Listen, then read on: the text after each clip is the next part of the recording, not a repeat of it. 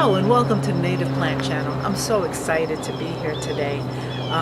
Some changes have happened in my life and I am going to be temporarily living in Virginia for about a year. So I am back in my garden today visiting after almost 4 weeks away. So you know how you hear about native plants being more resilient and being able to handle the elements? Well, for me, this is a huge experiment in terms of what's going to survive with almost no care from me. So I am here back in my garden after almost 4 weeks away at the almost the middle of October. So the garden is in one sense winding down, but we're going to be taking a look at today what has survived almost 4 weeks of no water. Because here in northern New Jersey there has been very little water over the last 4 weeks, so I want to see how my plants are holding up. This is the view of my garden as I walk in. So there are two beds on each side, and each of these tends to have a more limited palette of plants because I need to focus on the area out here on plants that are deer resistant. So let's take a look here at what's growing. Little blue stem is just a marvelous grass. It stays low, very easy to take care of, and in the light you're going to see all kinds of different tones of reds and blues and purples and pinks. It's just a lovely grass, and it supports a number of skippers who use its leaves as their caterpillar food plant. So instead of having some of the larger grasses, this is one that's very manageable and that you can grow in your garden. Here we have helenium, or what's called sneezeweed or Helen's flower. I'm trying to stay away from the common names of like sneezeweed because they give such bad connotations, right? It doesn't make you sneeze. It was called that because the colonists used to grind it up and use it as snuff. However, it is a lovely plant. It's great for pollinators, and it has beautiful yellow flowers. Sneezeweed is a plant that grows tall as it blooms mostly throughout the month of September, and now we are into October. One other thing about sneezeweed is that it does tend to be deer resistant. Now in my garden, which does have a very, very heavy deer population, they tend to eat it in the spring, which keeps it lower growing, but then they leave it alone for the rest of the season. The grass that you're seeing here is a side oats grama. Next to it, again, is another little blue stem. As you can see, they do have different looks to them, so they're very variable in their colors and their looks. In the back, the tall grass is our native switchgrass, which has beautiful color again, especially when lit from behind by the sun. And this one does involve a little more effort when it's time to cut it back in the spring. So that's why I always recommend little blue stem, which is not anywhere near as much trouble in terms of cutting it back in the spring. Here, goldenrod, and this one is a wrinkled leaf goldenrod, which has seeded itself from the garden in the back. I did not plant this one here. Goldenrod is a keystone plant, which means that it provides for a lot of life. There are many Lepidoptera, meaning butterflies, skippers, and moths, that use it as their caterpillar host plant. And in the fall, every garden should have goldenrods and asters because they are the plants that will bloom the latest and will offer nectar and pollen to our pollinators. This is blunt mountain mint, which still looks attractive and looks almost like it's still blooming, although it's not, but the silvery bracts will give the appearance of the plant blooming. Behind it, you're going to see late boneset, also a late blooming plant, great in the garden. However, I am going to be deadheading this one, meaning I'm going to be cutting off the stem since I won't be here for some time. I don't want it to go crazy seeding itself. It does get to spread its seed more than most gardeners want it to. So the way to prevent that is to just cut it back, cut the flowers back, and don't let it go to seed. So much activity here on the goldenrod.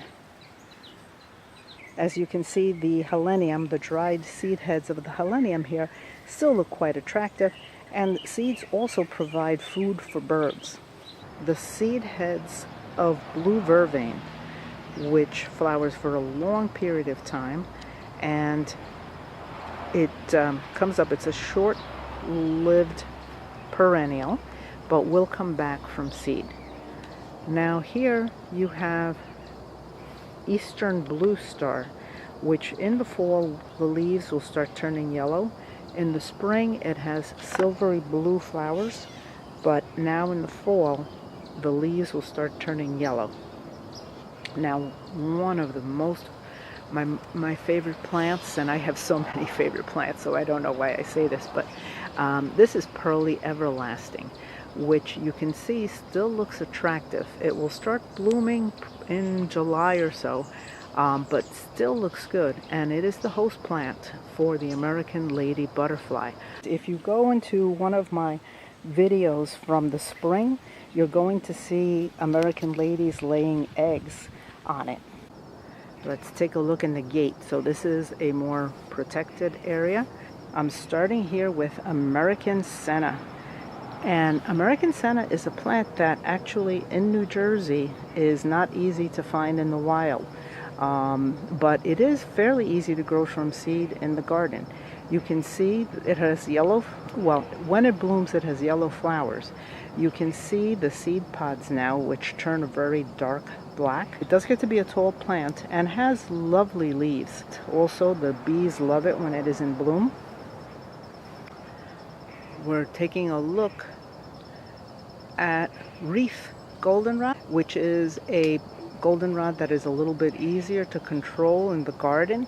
Does not spread as much as some of the others. One thing about attracting so many pollinators and attracting all kinds of life is that it helps balance out an ecosystem. So if you have a pest, you are more likely to have predators of that pest that can help you control it. So that's why it's important to have diverse plants.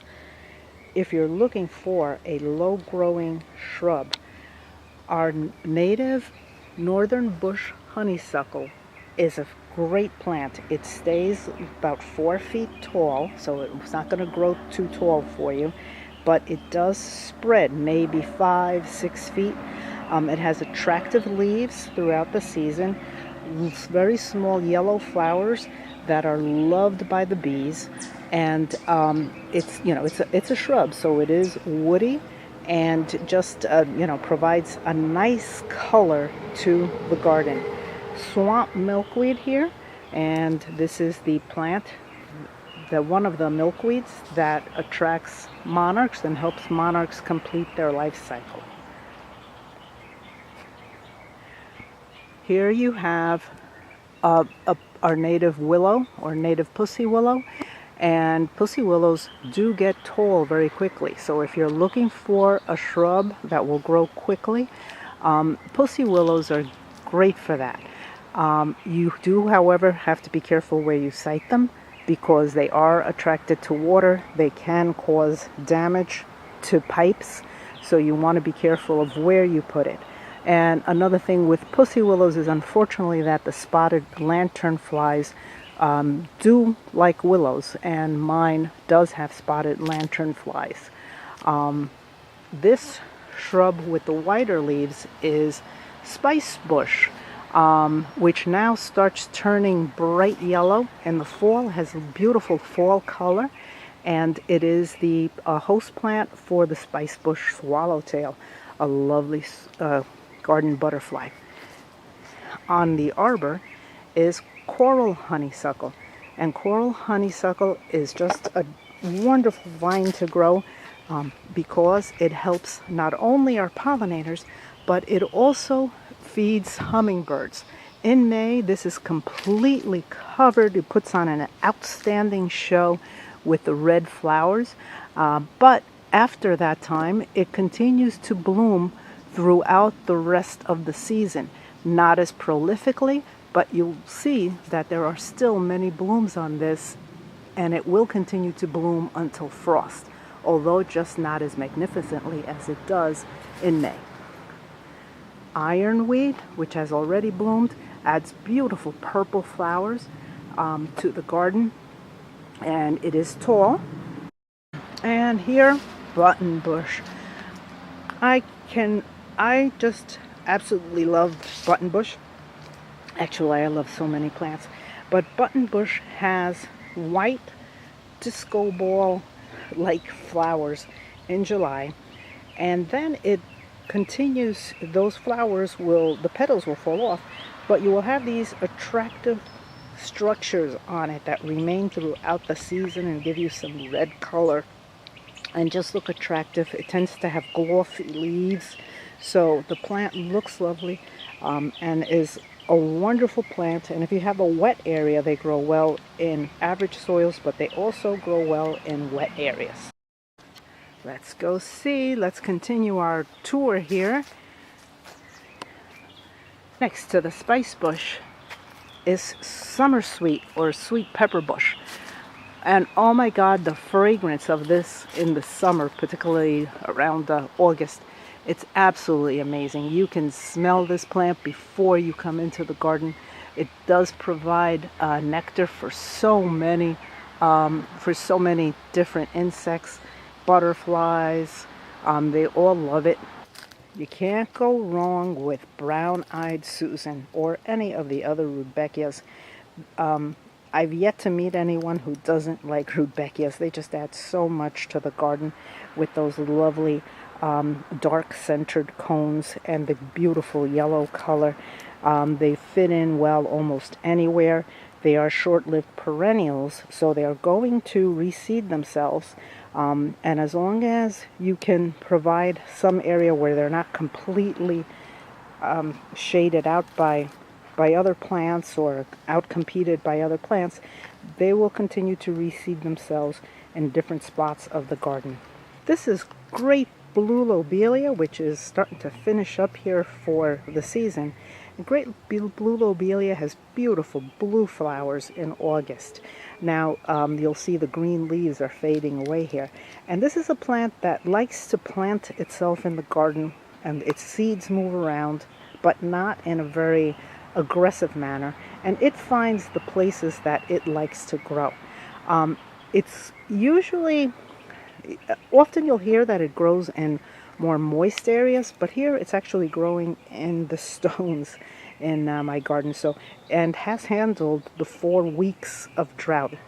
The needle-like leaves here are that of Hubrix amsonia, and they will turn a fabulous golden color now for the fall. Another goldenrod. This is wrinkle-leaved goldenrod with these sprays of flowers. This one is finishing up now too, but you can appreciate the arches that it makes and just the color that it adds when it's in bloom. Now, all of these plants have survived without much water over the past month, as I have not been here. The one plant I noticed having a little bit of a harder time with the lack of water is the garden phlox. Now this has finished blooming, and you can see that the leaves do look a little more wilted. It will survive. It will come back next spring, even though it looks a little wilted. Another one that's looking a little wilted is Joe Pye. It is pretty drought tolerant as well, but it does need a bit more water here than what it's getting. And if you know Joe Pye, you know what a great plant it is and how much the different butterflies love it. Now in bloom is snakeroot, which I did not plant here. Snakeroot with the white flowers moves into the garden on its own. It is very deer tolerant and blooms late in the season. This is known as the plant that killed Lincoln's mother. Usually I do pull it out of the flower beds here. There is a wilder area in the back where it grows, and I let it grow. But in my garden beds, I do pull it out because it does get a little too aggressive. The plant that you're looking at here is tall Coreopsis, which can get to be like 8 or 9 feet tall with little yellow coreopsis flowers that you would recognize if you know the shorter growing one. However, this is a much taller version of it.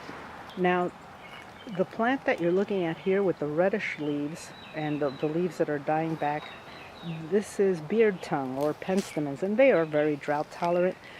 The stems themselves are going to, are dying back for this year, but you will see the clump in the center, very healthy looking. So they do fine in drought. Orange milkweed. Just take a look at all those seeds. The white cottony material that they attach to tells you that they are spread by the wind, because that way they can float somewhere further away. Here you're going to see milkweeds have their own ecosystem. There are a number of bugs that are very specific to milkweed. When you see them, you do not have to worry that they are damaging the plant. Yes, they might damage some of the seeds, but the plant itself will be fine and there will still be plenty of seeds. What didn't make it? The one plant I could not find was that of American wild ginger. I had planted it this spring, so it was not established. It likes shade. I had planted it under some of the other plants that I was hoping it would spread beneath them, but I cannot find it. Perhaps it'll surprise me and come back in the spring. Although I have not been around for almost 4 weeks now, and this garden has not received any measurable rainfall, the plants themselves are still doing well. And although some of these are plants that are listed as growing in a little more wet environment, like for example buttonbush, that's still doing fantastic in the garden as well. So here's proof that your native plants are going to need less care from you. I'm so excited that you were here at Native Plant Channel learning how to create better habitat in your own backyard. That way you can enjoy our many insects and birds. And you can do that without having to spend a whole lot of time working in the garden. As my video today has shown you, these plants are very tough, they are drought tolerant, and they can go on for a month without you being here. So thank you for joining me today. Thanks for all you are doing to make our gardens a better place that supports life.